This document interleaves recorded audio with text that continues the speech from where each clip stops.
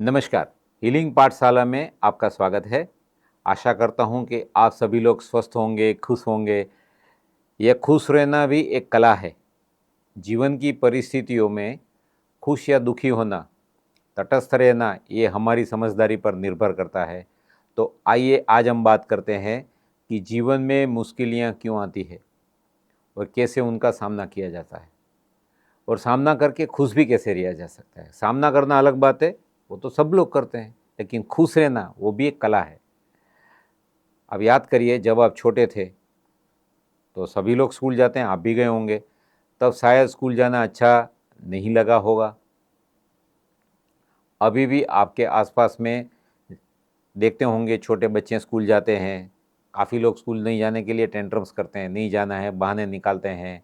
और ख़ास करके जब कोई एग्ज़ाम आती है, परीक्षा आती है, तो उनको बिल्कुल अच्छा नहीं लगता है। बहुत कम बच्चे होते हैं जो परीक्षा के समय डट के तैयारी करते हैं, उनको अच्छा लगता है। बाकी सबको अंदर से ऐसा ही लगता है, नहीं जाएं तो अच्छा है। स्कूल जाना सबके लिए ज़रूरी है, ये तो मानते हैं, लेकिन परीक्षाएं क्यों आती है? बच्चों को परेशान करने के लिए या बच्चों को बिज़ी रखने के लिए? ऐसा नहीं है। परीक्षा इसलिए ले जाती है ताकि बच्चे उस कक्षा में जो भी पढ़ाया गया है, जो भी क्या सीखे हैं, क्या नहीं सीखे हैं, कितना सीखे हैं, वो देखने के लिए, उनको अगली कक्षा में भेजने के लिए 100 में से 100 नहीं चाहिए, यानी 100 में से 100% नहीं चाहिए। इतने मार्क की ज़रूरत ही नहीं है। पासिंग मार्क तो बहुत कम है। कितने होते हैं? 35%, यानी 35% मार्क ही चाहिए। इतने भी आ गए तो उसको अगली कक्षा में भेज देते हैं। इसी तरह जीवन में एक के बाद दूसरी कक्षा में पढ़ाई करके जैसे बच्चों की पढ़ाई पूरी होती है और तब जाके अपने पैरों पे खड़े होते हैं, इसी तरह जीवन में आर्थिक रूप से आत्मनिर्भर बनने के लिए जो भी जीवन में एग्ज़ाम आती है, कठिनाई आती है, उसे हमें वो एग्ज़ाम के रूप में मानने हैं। जीवन का कुछ ऐसा ही है। जीवन में मुश्किलें भी आती है, और क्यों आती है? ताकि हम उससे सबक सीखें कि हमारे साथ ऐसा क्यों हुआ, और आगे बढ़ें और शारीरिक, मानसिक एवं आध्यात्मिक तौर पे आत्मनिर्भर बने। बहुत बार ऐसा होता है कि जब मुश्किल परिस्थितियाँ आती है तो हमें ऐसा क्यों लगता है, ये मेरे साथ ही क्यों होता है। काफ़ी लोग बोलते हैं मेरा तो बेड लक भी खराब है, यही सब लोग मेरे सिर पे क्यों पड़े। पर एक बार शांति से सोचिए कि जब भी आपके जीवन में मुश्किलें आती हैं या मुश्किल परिस्थिति आती है, तो आप उसमें से कितना सबक सीख के बाहर आए। हर एक व्यक्ति के जीवन में उतार चढ़ाव आते ही रहते हैं। जीवन में कुछ ना कुछ ऊपर नीचे होता रहता है। आप सोचिए, जिसने अपने जीवन में कभी मुश्किलें का सामना ही नहीं किया हो, उसने कुछ सीखा ही नहीं। आप किसी भी सफल व्यक्ति का जीवन चरित्र पढ़िए या उसकी जीवन कथनी सुनिए, तो आपको पता चलेगा उन उनकी ये सफलता की इस ऊंचाई पर पहुंचने के लिए कितने संघर्ष किए होंगे, कितने पापड़ बेले होंगे, कितनी असफलता का सामना किया होगा, और उससे वो सबक सीख के आगे बढ़े हैं। तभी जाके वो सफलता की ऊंचाइयों पर पहुँचे हैं। जब भी कोई मुश्किल परिस्थिति आती है तो उससे घबराने के बदले आपको सोचना है कि इसमें मुझे मेरे लिए क्या सबक सीखना है। लोग क्या करते हैं, कुछ भी आते हैं तो डर जाते हैं, इसके आसान रास्ते ढूंढने की कोशिश करते हैं। पहले वो सब बात की बात है, पहले ये सोचिए इसमें मेरे लिए क्या सबक सीखना है। अपनी सोच में ये एक छोटा सा बदलाव आपका जीवन बहुत आसान कर देगा। आपका ध्यान समस्या से हटके उस समाधान पे लगाइए और देखिए कितने सारे रास्ते खुल जाते हैं। अपने आप सब खुलने लगेगा, लेकिन हमारा समस्या के बदले उपाय के समाधान के ऊपर ध्यान होना चाहिए। जो लोग मुश्किलों से दूर भागते हैं, उन्हें वही मुश्किलें आगे आके बहुत ज़्यादा बड़ी लगने लगती है।